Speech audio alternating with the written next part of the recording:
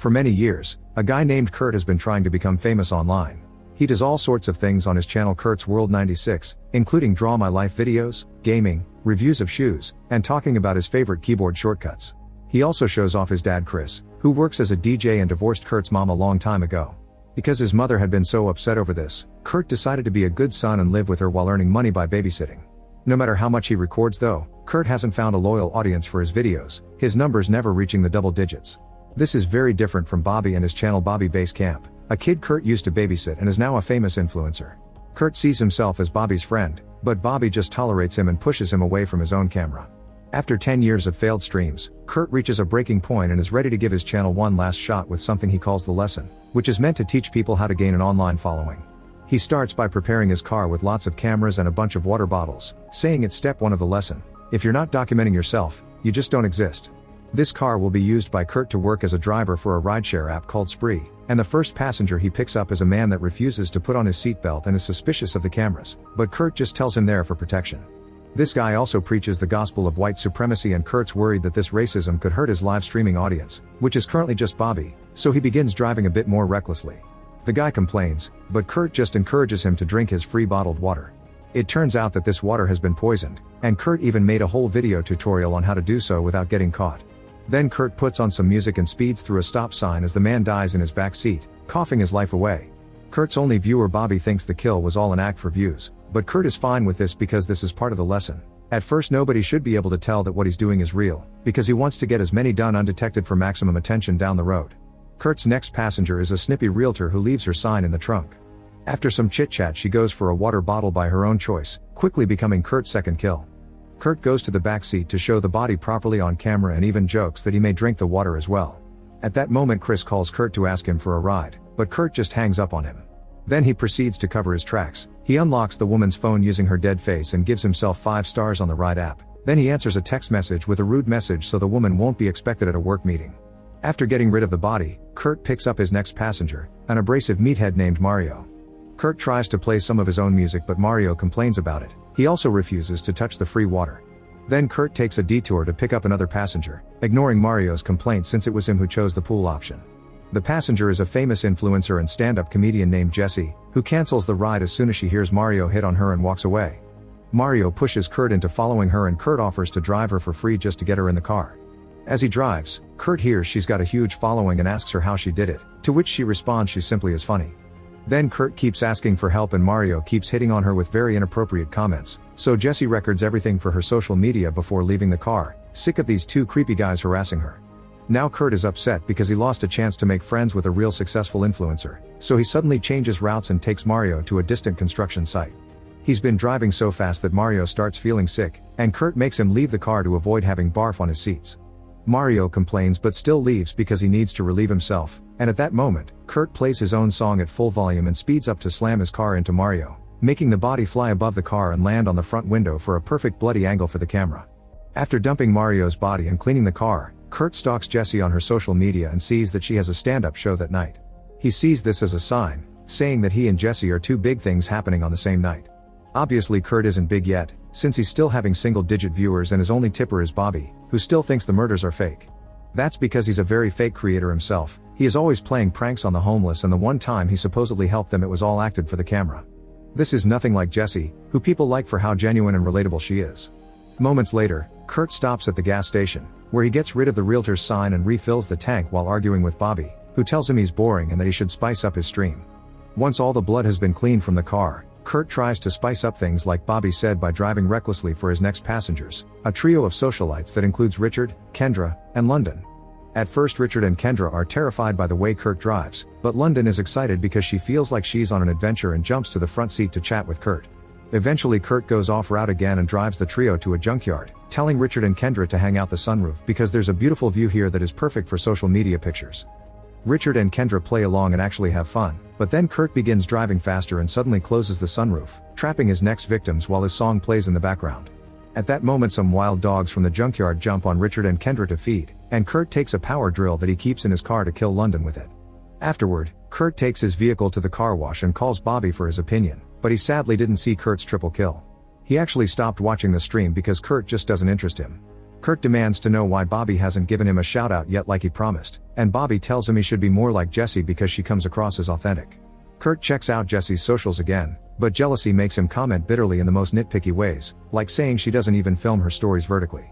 While a bitter Kurt drives to a house in the suburbs, Jessie posts the video she took in the car to burn Mario and Kurt, then she visits her grandma to take good care of her while recording it for her social media. Suddenly the door rings and she worries because they weren't expecting anyone, but it's just a fellow stand-up comedian Mike that wants to discuss some work-related things. It turns out Kurt is actually visiting Bobby, who tells Kurt to go away because they're not collaborators or friends, and all this is being said in front of the camera for his fans to hear on his stream. Bobby insults Kurt as he comes closer demanding help, and Bobby's fans end up going to Kurt's stream to see the other side of the argument. Kurt suddenly stabs Bobby with a knife as his stream finally reaches double digits. Bobby tries to defend himself with a gun, but after some struggle, Kurt overpowers him and kills him, although his audience believes it's all fake. Kurt jumps into triple digits by hosting his stream on Bobby's feed and even records himself showering to get rid of all the blood and going through Bobby's things. At that moment his dad texts him, saying that he needs a ride to a gig. At first Kurt doesn't want to help him because he wants to go to Jessie's show, but when Chris mentions he'll be meeting a famous DJ, the chat recognizes the name and Kurt jumps on the opportunity. Kurt picks Chris up and their father-son relationship is obviously awkward, making them quickly fall into an argument. Chris is shocked to find Bobby's gun in the car and scolds his son for it, which only triggers yet another fight that doesn't stop until they have to hide the gun because the cops are nearby. When they finally make it to the club, they meet with the famous DJ known as Uno, and they ask her if she can tag Kurt's channel in a post. At first she says no, but then she gets tired of being there and agrees to do the shout out if Kurt drives her to a taco truck. Eventually they find a taco truck and Uno demands Kurt to take pictures of her and then wait in line for her as part of the deal. The queue is quite long, so Kurt shares some disgusting stories to scare customers away. Meanwhile Uno looks around the car and finds the gun Kurt took from Bobby, which she uses as a prop to take a few selfies. Then she drinks some water, but this turns out to be one of Kurt's special brews and she immediately passes out. By the time Kurt gets back into the car with the food, Uno is nothing but a body and he quickly gets rid of the water bottle. Unfortunately this gets the attention of the cops, who come over to ask Kurt to perform a field sobriety test while Kurt pretends Uno is his girl and she just fell asleep. Suddenly Uno wakes up because she didn't drink enough to fully die, and seeing the cops, she panics and shoots one before running away.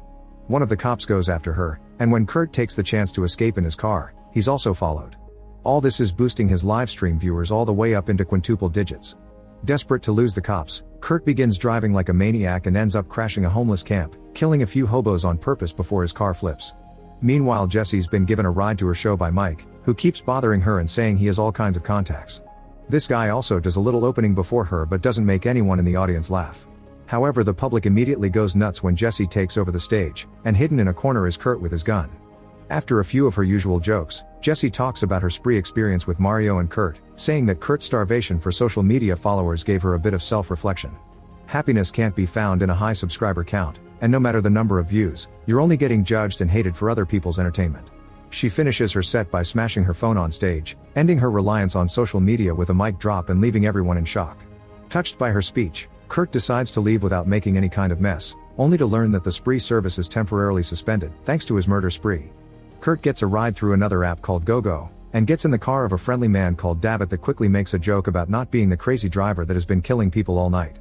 Kurt takes this personally and doesn't hesitate to kill David in seconds.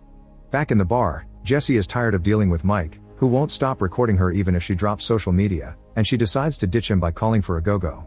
David's car arrives, but it's Kurt doing the driving, and he reveals to Jessie that he's the driver from earlier that she made fun of in her set. He also tells her that he was at her show, so he knows she's not gonna be able to use her phone for help because she smashed it. Thinking that Jessie's helpless, Kurt informs her that he's taking her to his home so they can express love instead of hate, but Jessie fights back with a phone charger cord and strangles him until the car hits a trash container. Kurt stops the car with a huff and responds by punching Jessie, knocking her out. Then he drives her to his front lawn where he drags her body into his headlights. He polls the audience on what he should do with her, and the watchers choose he should kill her. Kurt gets ready to run her down as his viewers spam the chat. However, when he stops to adjust a fallen camera, he loses sight of Jessie, so he leaves the car to look for her while the chat calls him out for his dumb move. The audience turns out to be right. Jessie uses the chance to get in the car and take over the wheel, immediately using the vehicle to run Kurt down. However, she loses control and her driving results in the car crashing right through the side of his house, and Kurt has room to dodge it. Then he tries to kill Jessie by pushing her face against the airbag, but Jessie pushes him off and Kurt flees into another room. While Jessie tells the livestream that she needs help and tries to convince them this is real, Chris arrives as well and is shocked to find the house destroyed with Kurt's mother dead on the floor. It's then revealed that she was Kurt's first victim. He killed her off screen right before taking off to deliver the lesson. Suddenly Kurt comes out and grabs Bobby's gun from his car, which he then uses to shoot his dad a few times, quickly killing him. Meanwhile Jessie tries to escape in the car, but when going in reverse doesn't work, she just drives forward and crushes Kurt against the wall. The chat tells her to check on the body, and Jessie does so to discover Kurt isn't dead yet. She's forced to finish the job by smashing his head with his phone, while a flashback to a few minutes earlier shows Kurt feeling like a champ because he had 50,000 people watching. Then the chat asks for a selfie with the body, and Jessie goes for it. The following days, Kurt's case becomes viral news. Jessie ends up more famous than ever as a multimedia queen, and though Kurt is despised by all reporters, he is seen as a hero by some of the scummier parts of the net like 4chan and Reddit.